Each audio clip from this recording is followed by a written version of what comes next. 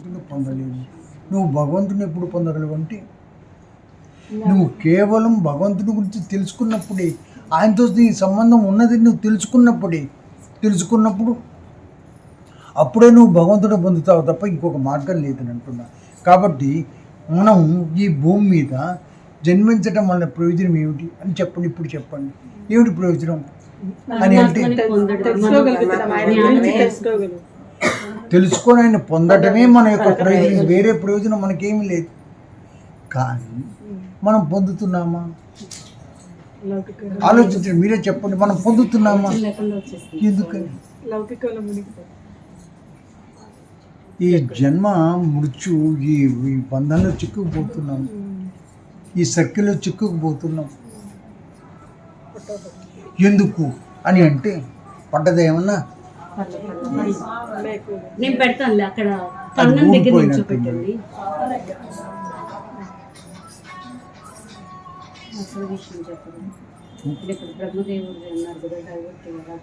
ఏం డ్రైవర్ అదే చెప్తున్నా.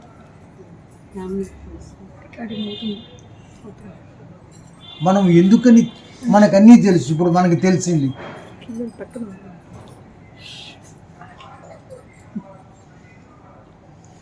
తెలిసింది, కానీ మనం ఎందుకు పొందలేకపోతున్నాం? కారణం మనం కూడా ఆలోచించాలి కదా. అన్నీ తెలిసినాయిగా మనకు, ఎందుకు పొందటం లేదు? అజ్ఞానం వల్ల మనం జరామరణాల్లో ఇరుక్కుపోతున్నాం. ఈ విషయం మనకు చెప్తాడు. భగవంతుడు మనకి దేహాన్ని ఇస్తున్నాడు. ఈ ఆత్మని ఎక్కడ ప్రవేశపెడుతున్నాడు? ఈ దేహంలో ప్రవేశపెడుతున్నాడు. దీనివల్ల ప్రయోజనం ఏంటయ్యా అంటే జన్మించడం వల్ల అదే కదా. దీనివల్ల ప్రయోజనం ఏంటి అంటే సమాధానం చెప్తున్నాడు. విచిత్ర దేహ సంపత్తి ఈ స్ప్రాయం పూర్వకృత బ్రహ్మ నస్తపాదాలు సంబుతారు. ఎప్పుడూ ఆ బ్రహ్మ ఏ పాదాలు ఇవన్నీ కూడా ఇచ్చి మనల్ని ప్రవేశపెట్టి ఇలా మనల్ని జన్మింపజేసి ఈ భూమి మీద ఉన్నాడు. వీళ్ళ ప్రయోజనం ఏంటి అని అంటే చెప్తుంది. విచిత్ర దేహ సంపత్తి ఈ స్ఫురాయి నివేతు పూర్వకృత బ్రహ్మ నస్తపాదాది సంబుతారు. ఈయన మనకి ఈ శరీరాన్ని ఇచ్చాడు. ఈ శరీరం చేత మనం ఏం చేయాలయ్యా? ఈ దేహం దేనికి అని అంటే ఈ దేహం భగవంతుడికి నివేదన కైంకర్యం చేయటానికి కూర్చో చాపు. ఈ ఇచ్చినటువంటి దేహంతో నువ్వు ఏం చేస్తావు అని అంటే మనకి ఎన్నో ఇంద్రియాలు ఉన్నాయి. ప్రతి ఇంద్రియం చేత మనం భగవంతునికి కైంకర్యం చేయించా లేదా? కంటితో ఏం చేస్తారు? దర్శనం చేస్తాం, అదే కైంకర్యం. చేతులతో ఏవో చేస్తాం, కాళ్ళతో ఏదో చేస్తాం, ఇవన్నీ చేస్తాం. ప్రతి అవయవం చేత కూడా మనం భగవంతుని యొక్క కైంకర్యం చేస్తాం. ఇదే పరమ ప్రయోజనం. ఇదేమిటి పరమ ప్రయోజనం? ఇదేనా? మనం ఈ భూమి మీద పుడుతున్నాం. మనం మంత్రం యొక్క అధీనంలో ఉంటాం. భగవంతుడు ఎవరైనా కానీ, దేవతలంతా కానీ, పరమాత్మ కానీ ఎవరి అధీనంలో ఉంటారు? మంత్రం యొక్క అధీనంలో. ఆ మంత్రం ఎవరి అధీనంలో ఉంటుంది? ఆచార్యుడికి అధీనంలో. ఆచార్యుడు మమ దేవత, ఆయనే మనకు దైవం. ఇంకంతకంటే ఇంకో దైవం ఉందో చెప్పండి. ఆ మంత్రాన్ని ఇచ్చింది ఎవరు? మనకు కాబట్టి ఆచార్యుడు మనకు దైవంతో సమానం. మనం వింటున్నాం కదా, అనేక ప్రవచనాల్లో వింటున్నాం, ఆచార్యుడే మనకు దైవం అన్నట్టుగా మనం వింటున్నాం కదా. చూడండి, మరి అంతటి మంత్రాన్ని భగవంతుడు మంత్రం చేత కట్టుబడిపోతాడు. ఎవరైనా కానీ, భగవంతుడు కానీ ఇంకెవరైనా కానీ, ఎవరైనా కూడా మంత్రాన్ని కట్టుబడిపోతాడు. భగవంతుడు కూడా అట్లాగే కట్టుబడిపోతాడు. ఆయన ఏ మంత్రాన్ని కట్టుబడిపోతాడు? మనం ఏమనుకుంటున్నాం? అష్టాక్షరి మంత్రంలో అనుకుంటున్నామా లేదా? కాబట్టి అంతటి మంత్రాన్ని మనకి ఇచ్చినటువంటి వారు ఎవరైనా. ఇవన్నీ మనకి తెలుసుకున్నప్పుడు, ఇవన్నీ మనం ఎప్పుడు తెలుసుకుంటున్నాం? మన ఆచార్యుడు ఇంకొక మాట ఇక్కడ చెప్పాలి. మనం నమ్మాళ్ళ వారు అంతటి జ్ఞానవంతులం కాదు, అంతటి భగవంతుడి అనుగ్రహం మనకు లేదు. కానీ నమ్మాళ్ళ వాళ్ళకు ఆచార్యులు ఉన్నారా? లేరు.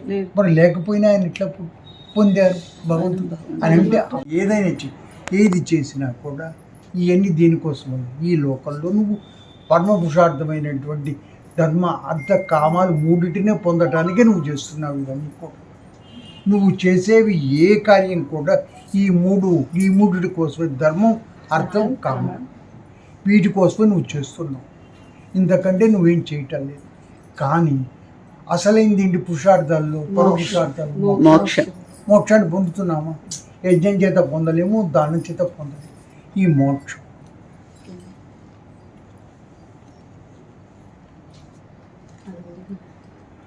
పరమ పురుషార్థమైనటువంటి మోక్షాన్ని ఎట్లా పొందుతావు? అదే మనం తెలుసుకోవాల్సి.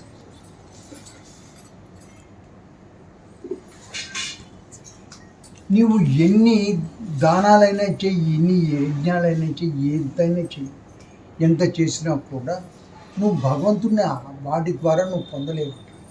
నువ్వు భగవంతుని ఎట్లా పొందుతావు అని అంటే ఆయన్ని నీ జ్ఞానం చేత తెలుసుకున్నప్పుడే నువ్వు పొందుతావు.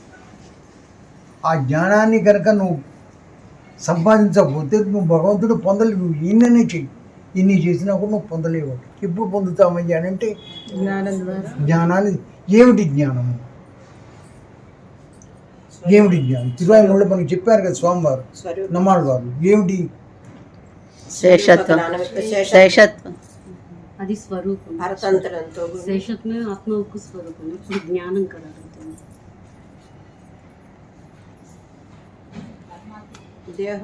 తెలుసుకోవడమే జ్ఞానం.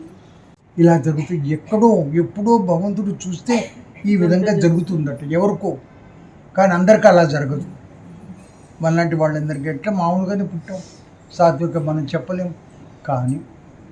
కానీ ఏదో ఒక స్టేజ్లో మనం భగవంతుని గురించి ఆలోచిస్తాం. ఎందుకని ఆలోచిస్తాం? మనం ఎందుకు ఆలోచిస్తున్నాం? మనం ఎన్ని జన్మలు ఎత్తాం చెప్పండి? మనకి ఎన్ని జన్మలు ఎత్తక ఎన్ని జన్మలు అయితే మనకి తెలియదు. ఎత్తక ఎప్పుడు మనం ఈ వైపు చూస్తాము, జ్ఞానాన్ని పొందుతాము, తపస్సు చేస్తాము. ఎన్ని చేసి తర్వాత ఎప్పటికో మనకి తెలియదు. ఆ భగవంతుని వైపు అలా చూస్తాం. ఎందుకు చూస్తాం మనకే తెలియదు. ఇదన్నీ ఎప్పుడు చేయగా ఎప్పుడు అలా చూస్తాం. ఎప్పుడైతే అలా చూసామో అంటే ఇంకొక మాట, మీరు ఇవాళ ఇక్కడికి వచ్చామనగానే మీరు ఏదో వచ్చేసామని అనుకోవాకండి. ఆయన కటాక్షం వెనక ఎంత బ్యాక్గ్రౌండ్ ఉందో మీకు తెలియదు, ఎంత జరిగిందో మీకు తెలియదు. మనం ఇవాళ వచ్చాము, భగవంతుడి కూర్చొని ఏదో చూస్తున్నాం అని అనుకోవాకండి. మనం ఎన్ని మెట్లెక్కి వచ్చాము మనకేందో ఏమన్నా చెప్పగలరు? ఆ భగవంతుడి యందు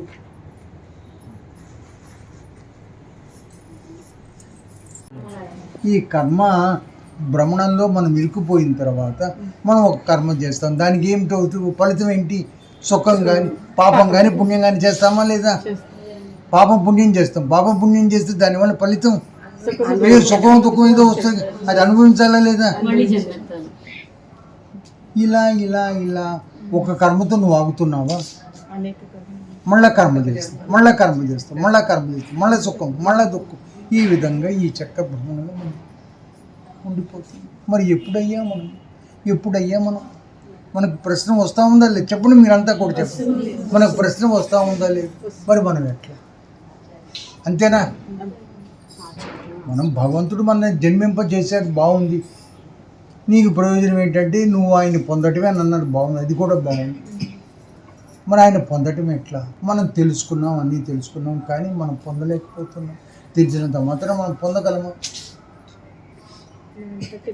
మనకి ఇది ఎట్లా? నువ్వు అర్థం చేసుకునేదానికే భగవంతుడు అనేక అవతారాలు ఎత్తాడు. అనేక అవతారాలు ఎత్తి ఈ లోకంలో కూర్చి ఆయన యొక్క ఉపదేశాల చేత కానీ ఆయన యొక్క ప్రవర్తన చేత కానీ మనకు చెప్పాలని అనుకున్నాను. కానీ అందరూ దానివల్ల ఫలితం పొందలేదు. అప్పుడు భగవంతుడు ఏమనుకున్నాడు? అయ్యో వీళ్ళందరినీ నేను ఉద్ధరించలేకపోయాను అని చెప్పి ఏం చేస్తున్నాడంటే ఇటువంటి మార్పుల్ని మనకి ఈ లోకం మీద చూపిస్తున్నారు. రామానుజులు అట్లా వచ్చిన వాళ్ళే కదా. రామానుజులు దేనికోసం వచ్చారు? ముందు మనందరినీ ఉద్ధరింప చేయడానికి కదా వచ్చారు. ప్రయోజనం ఏంటి? దీన్ని మనం పొందాలి కదా. మరి ఎట్లా పొందుతాను?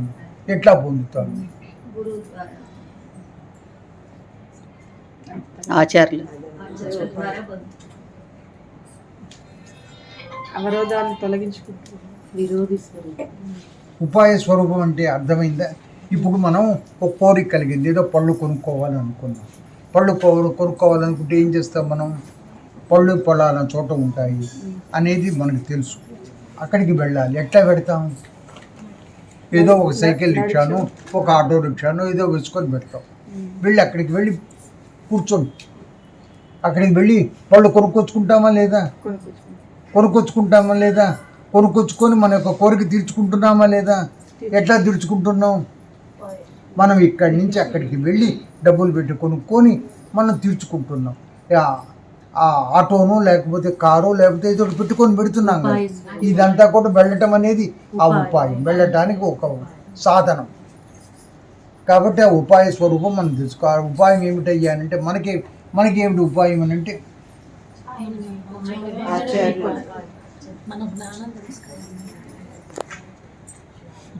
భగవంతుడే ఉపాయం, ఆచార్యులు కాదు. మనకి ఉపాయము భగవంతుడే. మనకు ఉపాయం, వేరే ఉపాయం ఏం లేదు. ఆచార్యుడు సంగతి తర్వాత చెప్తాను, తర్వాత వస్తున్నాడు. మనకు మన సాంప్రదాయంలో ఉపాయం ఏమిటయ్యా అని అంటే నాకు ఉపాయం ఏమీ లేదు. భగవంతుని యొక్క పాదాలు ఉండాలి.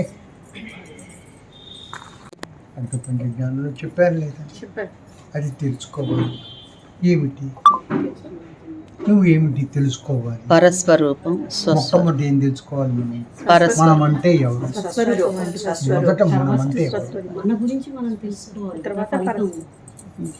మొదట ఏం తెలుసుకోవాలంటే స్వస్వరూపం తెలుసుకోవాలి. నువ్వంటే ఎవరు? నువ్వంటే ఈ శరీరమా? ఈ శరీరమైనా మనం అంటే ఈ శరీరాన్ని ధరించినటువంటి ఆత్మ. ఈ శరీరాన్ని ధరించినటువంటి ఆత్మ వాడు. నువ్వు అంటే వాడు. నేనని అంటున్నామే. ఈ నేను ఎవరు? ఈ శరీరమైనా ఆ జీవుడు. అతనికి భగవంతుడికి ఉండేటువంటి ఇది తెలుసుకోవాలి. ఆ కనెక్షన్ ఏమిటి? స్వస్వరూపం తెలుసుకోవాలి. మొట్టమొదటి నువ్వెవరు అనేది అంటే నేను ఈ శరీరం కాదు, లోపల ఉండే ఆత్మ అనేది తెలుసుకోవాలి. తర్వాత ఏం తెలుసుకోవాలి? ఈ ఆత్మ ఏం చెయ్యాలి? ఈ ఆత్మ ఏం చెయ్యాలి? ఈ ఆత్మ భగవంతుడి గురించి తెలుసుకోవాలి. అంతేనా? ఇంకేమైనా తెలుసుకుంటాము? మనకి ఇంకేంటి ప్రయోజనం? నువ్వు ఎన్నైనా ఎన్ని చేసినా కూడా ఎన్ని కూడా మన పొట్టకూటి కోసమే చేస్తున్నాం. కానీ దీనికంటే కూడా మిక్కిలి ఉత్తమమైనది ఏంటి? మోక్షాన్ని పొందుతాడు. ఆ మోక్షం ఎలా పొందుతావు? భగవంతుడిని తెలుసుకుంటే పొందుతావు. ఆ భగవంతుడిని ఎలా తెలుసుకుంటావు? అది ఒకటి. ఈ స్వరూపానికి ఆ భగవంతుడికి మనకి కనెక్షన్ ఏంటి? ఉపాయము ఆయన యొక్క పాదాలు ఉండాలి. మన సాంప్రదాయంలో మాకు ఉపాయము కర్మజ్ఞాన భక్తి యోగాలు ఇవి కూడా ఉపాయాలు కావు అని మనం అనుకుంటున్నాం. నాలుగవది ఏంటి? సరే బాగుంది, నువ్వు ఉపాయ ద్వారా నువ్వు వెళ్ళి నువ్వు భగవంతుడి దగ్గరికి వెళ్ళావు. నువ్వు పొందేటి ఏంటి? నీకేంటి ప్రయోజనం ఉండాలి కదా. ఏమిటి అని అంటే దాన్ని ఏమంటాం? ఫలస్వరూపము. అంటే ఫలం ఏమిటి? ఫలం నాకేంటి? ఆయన పొందటమే మనకు మోక్షం. అంతకంటే మనకు మోక్షం లేదు. కాబట్టి నాలుగవది ఫలస్వరూపం. ఇప్పటిదాకా నువ్వెందుకు పొందలా? నీకు ఏదో అడ్డు వస్తూ ఉన్నాయి. అవునా కదా? ఇప్పటిదాకా మనకు ఆలోచనే లేదు కదా. మనం ఇప్పుడు ఎందుకు ప్రయత్నం చేస్తున్నాం? నాకు ఆలోచనే లేదు. ఇవాళ ఎందుకని ఇప్పటిదాకా నువ్వు ఆయన్ని పొందలేకుండా ఉన్నావు అని అంటే నీ యొక్క పాపాలే నీకు అడ్డుగా నిలిచినాయి. ఇప్పుడు నువ్వేం చేసావు? ఆ పాపాలను దాటి వెళ్ళి ఆ విరోధాలని దాటి వెళ్ళి ఆ భగవంతుడు పొందుతున్నావు. కాబట్టి ఆ విరోధి స్వరూపము ఈ నీ పాపాలు ఎటువంటివి అనేది మనం తెలుసుకోవాలి. కాబట్టి నన్ను భగవంతుని బతుకు చేరనివ్వకుండా ఉండటానికి ఈ పాపాలన్నీ కూడా అడ్డుపడుతున్నాయి అయ్యా. కాబట్టి ఆ విరోధి ఎవరు, ఆ విరోధి మన పాపాలి, ఇవన్నీ కూడా మనం తెలుసుకోవాలి. 5 విషయాలు తెలుసుకుంటే మనం అప్పుడు జ్ఞానం ద్వారా ఈ 5 విషయాలు తెలుసుకోవటమే జ్ఞానం. ఈ జ్ఞానాలు లేదే మటుకు మనం భగవంతుని పొందలేము.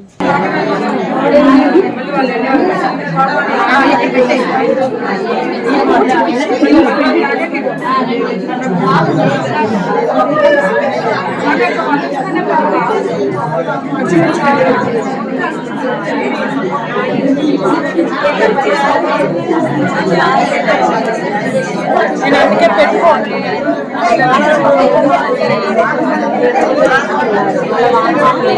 మా అమ్మమ్మ గారు కూడా ఆయన లేరంటే అప్పటికే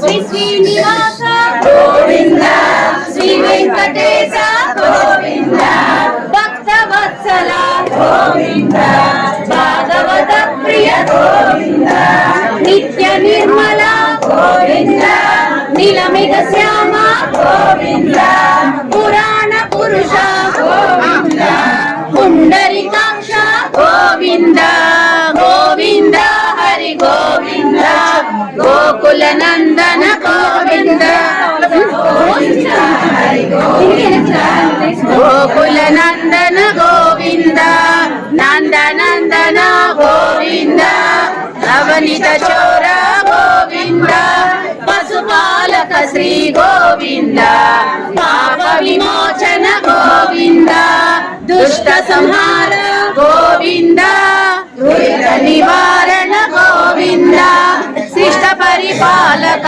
గోవింద, గోవింద హరి గోవింద, గోకుల నందన గోవింద.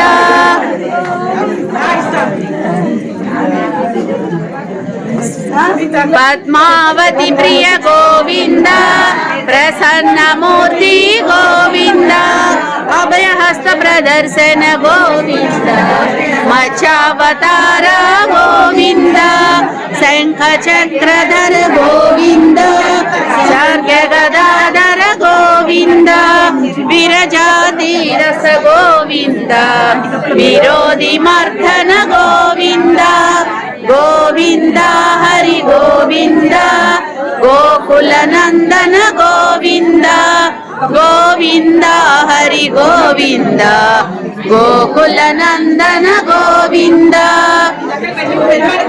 సాలగ్రామధర గోవింద, సహస్రనామ గోవింద, లక్ష్మీ వల్లభ గోవింద, లక్ష్మణాగ్రజ గోవింద, కస్తూరి తిలక గోవింద, కాంచనాంబరధర గోవింద, గరుడ వాహన గోవింద, గజరాజ రక్షక గోవింద, గోవింద హరి గోవింద, గోకుల నందన గోవింద, గోవింద హరి గోవింద, గోకుల నందన గోవింద,